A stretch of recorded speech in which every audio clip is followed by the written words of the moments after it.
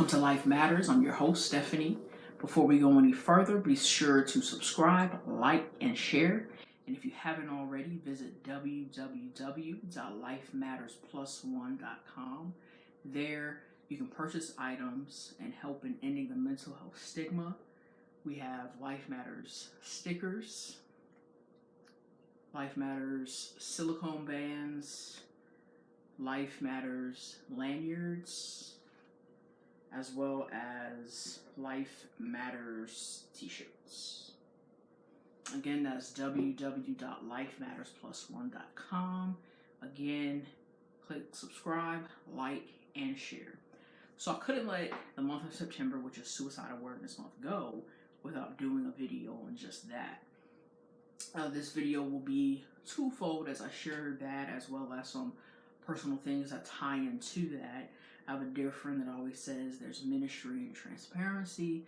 So in this video, I'm going to do just that. So for those of you, whether it's for you or anyone that you know in your life, there is a National Suicide Prevention number. It's 1-800-273-8255. Again, that can be for you or anybody you may know that will need to access that line. Just know that it exists, it's out there. Again, 1-800-273-8255. So, what are some warning signs that someone may be contemplating suicide? There could be increased alcohol and drug use, aggressive behavior, withdrawal from friends, family, and community, dramatic mood swings, impulsive or reckless behavior. Some signs that you don't want to ignore, which may deem that, okay, it may be emergency, you may want to try and get them some help or get yourself some help if you're very aware. Collecting and saving pills, buying a weapon, giving away possessions, tying up loose ends, saying goodbye to family and friends. In conjunction with that, some support that you can give in crisis prior to whether it's calling that prevention line, going in for help, or taking someone in for help, is talk open and honestly about it. Don't be afraid to ask questions such as, do you have a plan of how you would kill yourself? Remove any means such as guns, knives, or stack-piled pills. Calmly, simply ask direct questions such as, can I help? Call someone for help. If multiple people are around, have one person speak at a time. Express support and concern. Don't argue, threaten, or raise your voice. Don't debate whether suicide is right or wrong. And if you're nervous, try not to fidget or pace and be patient. So, it's a very tender subject and a subject not talked about enough, but it's the very thing that's taking the lives of those who suffer from mental illnesses, right? Mental health professionals are trained to help people understand their feelings and improve mental wellness and resiliency. Psychotherapy, like cognitive behavioral therapy and dialectical behavior therapy, can help a person with thoughts of suicide recognize ineffective patterns of thinking and behavior, validate feelings, and learn coping skills. Suicidal thoughts are a symptom that can be treated and improved over time. Suicide is not the answer, and there's hope. So,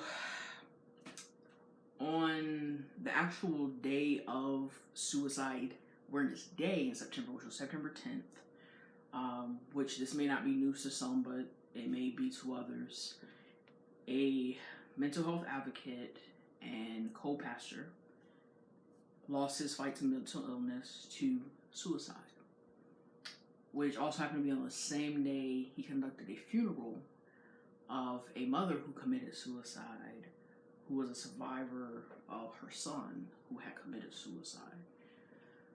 So if nothing else had ever been confirmation for this movement behind Life Matters Plus One, that was definitely it for me. Not just to be a mental health advocate, but to be a mental health advocate also in the church. I started out in the church, and I'm heavily involved in the church when it comes to ending the stigma there. Many people, when they're experiencing mental health illnesses, whether they are knowingly experiencing it or just know something's not right, that's where they go. But the church is not equipped. And part of it, well, a large part of it, the part of it, is because this stigma of it exists in the church. So not only am I being a mental health advocate to the world, but definitely in the church, because they need to be equipped, as they are the first hand that people turn to. And furthermore, to be a voice, even to encourage and have people lift up their leadership. This man, this individual, was a leader in the church. And as oftentimes, and when it comes to our leaders in church and comes to church, they're the ones always helping people through their problems. They're weighing all these many burdens. But how many of us ever say, hey, how you doing? Make sure they're good. Because they struggle no different than any other saint.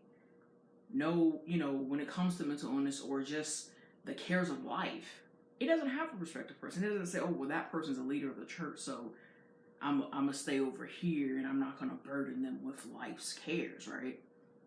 And the same thing that can happen to a member just walking in the door, or a babe in Christ, as they call them, can happen to our leaders. And it goes to show, So I think it's very important to not only have that stance in the church to just be able to help people that suffer and battle with their mental illness, but even for our leaders, because they're leading these very people and encouraging them and helping them to keep the faith and bearing their burdens and praying for them. We got to remember to do the same for them, right? So, little transparency piece for me is that happening is just a reminder that while I have been fortunate to not have suicidal thoughts, to not attempt suicide, I'm not exempt. This man was a mental health advocate, exactly what I'm doing, yet the cares of life got too much. And I have to constantly, keep myself in a healthy mental place, because while I'm doing this, helping people, I gotta make sure I'm good, And a vulnerable moment for me, every time, and I've really noticed probably this time that I've done a Life Matters event, and I've done 3. So this latest one, this, kind of resulted, and I've come to the realization. Every time I do one of those, I try to be as transparent as possible, as vulnerable as possible, to help somebody, even if it's only one person. So I literally feel like I take my heart and I dump it on the floor, right?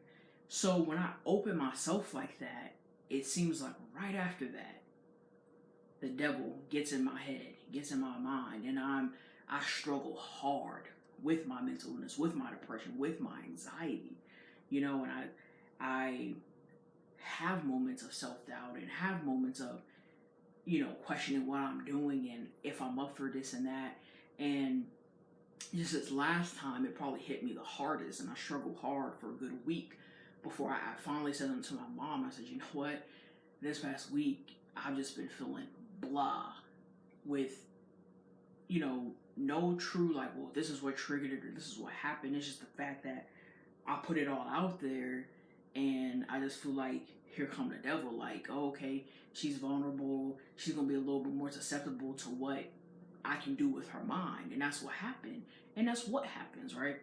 And in conjunction with that, I'm in a transitional space, I guess you could call it, with my career. And there's some things that I'm trying to prepare and do that are very challenging. Very much so, right? So again, in my head, I even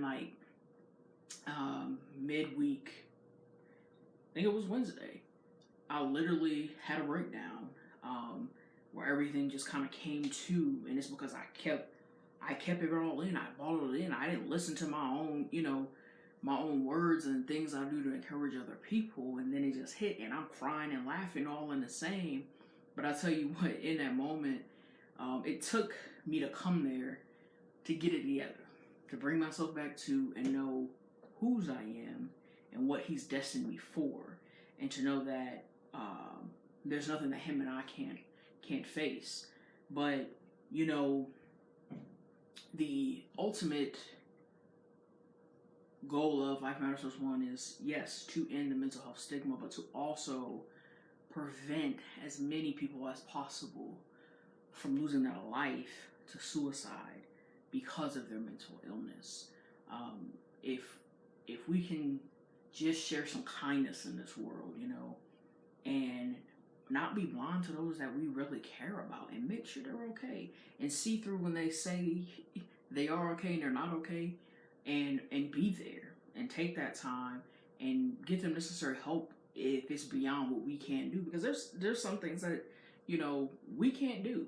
It's going to take a professional, and be, you know, encouraging and have that patience to get a person there, because everybody's not going to be from the beginning like, all right, cool, yeah, I'm gonna go.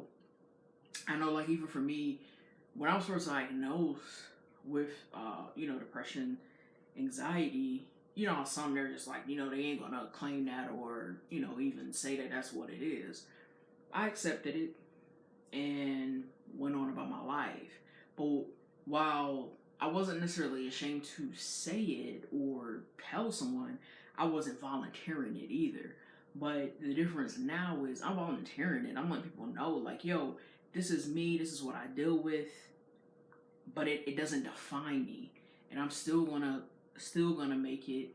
I may have some days where I feel like I'm already 6 feet under, but I'm gonna live like I'm above ground. So I hope that this video can be encouraging to someone, and there was a good tips, you know, in the beginning on suicide prevention awareness, and I hope that, you know, my, you know, story kind of helps with why I'm doing what I'm doing, and to know that although I do this, I still struggle, and I'm gonna keep it real. You know, I'm not every day a-okay because I chose to be a mental health advocate. If anything, it at times makes it that much harder, but I have a reason to rise above, because I know that I have people out there that are depending on what I have to say, and are, because I chose to be a mental health advocate, are looking at how I'm choosing to live life. So I'm accepting that responsibility and ensuring that I live life and I do just that. So again, I hope that you found something useful in this, whether it's to help you or help somebody else. And just know that life is worth living. Life matters. Stephanie Henderson.